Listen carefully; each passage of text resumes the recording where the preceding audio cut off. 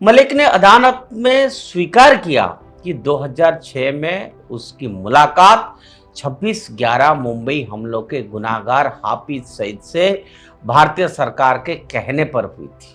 इतना ही नहीं, राहुल गांधी का असली चेहरा भी किससे छिपा ही नहीं है। वे जेएनयू में आई विल कोट भारत तेरे टुकड़े टुकड़े होंगे अनकोट, उसका नारा लगाने वाले का राहुल गांधी साथ खड़े होते हैं। वे विदेश जाकर भारत सरकार को बदनाम करते हैं और पाकिस्तानियों को भारत पर बोलने का मौका देते हैं। उन्होंने खुद विदेशी राष्ट्रदूत से कहा था कि भारत के लिए सबसे बड़ा खतरा हिंदू आतंकवाद है।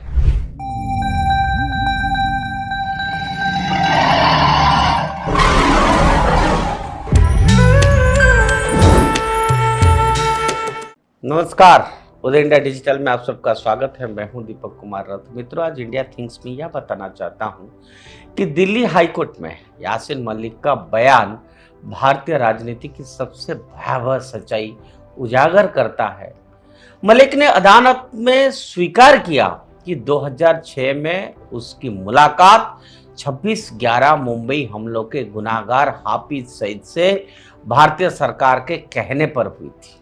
इतना ही नहीं, तत्कालीन प्रधानमंत्री डॉक्टर मनमोहन सिंह को इसकी जानकारी थी और उन्होंने मालिक को इसके लिए धन्यवाद दिया। मनमोहन सिंह ने तो उसे अहिंसक कश्मीर आंदोलन का पिता तक कह दिया। अब आप जरा सोचिए, जिस दरिंदे ने मुंबई की सड़कों पर 166 निर्दोष भारतीयों को मौत के घाट उतारा, उससे कांग्रेस सरकार बातचीत करवा रही थी और उसके सामने नतमस्तक हो रही थी। यह गलती नहीं, यह सीधा सीधा देशद्रोह है। कांग्रेस की नसों में आतंकवाद परस्ती का जहर बहता है।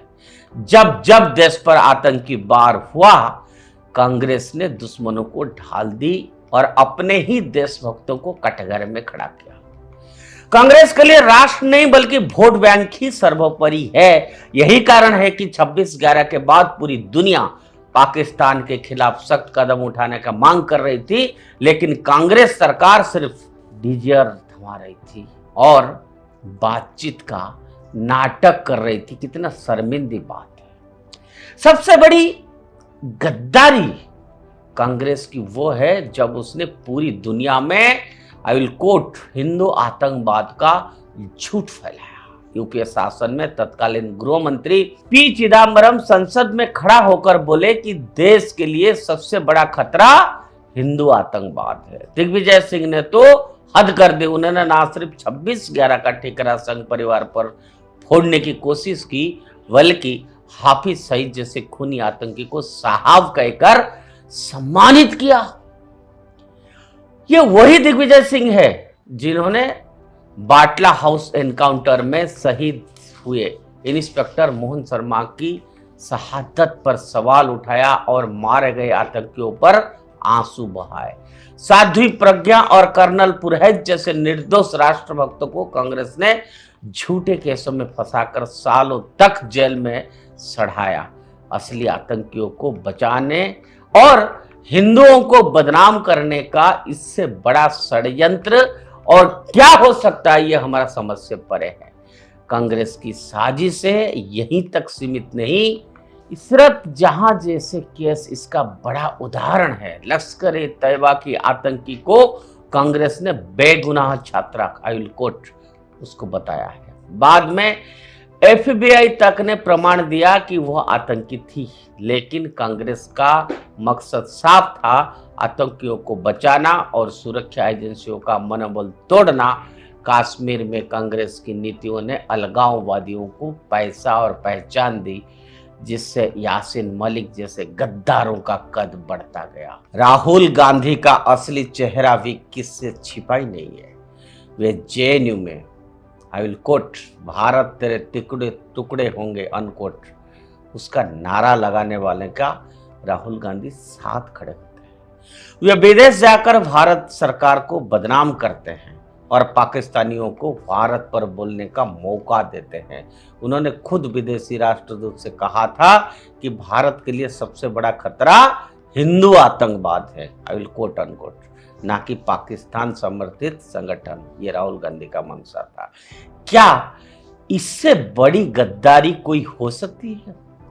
जब आज यासीन मलिक का बयान कांग्रेस के काले कारनामे उजागर करता है, तब भी राहुल गांधी चुप्पी साधे।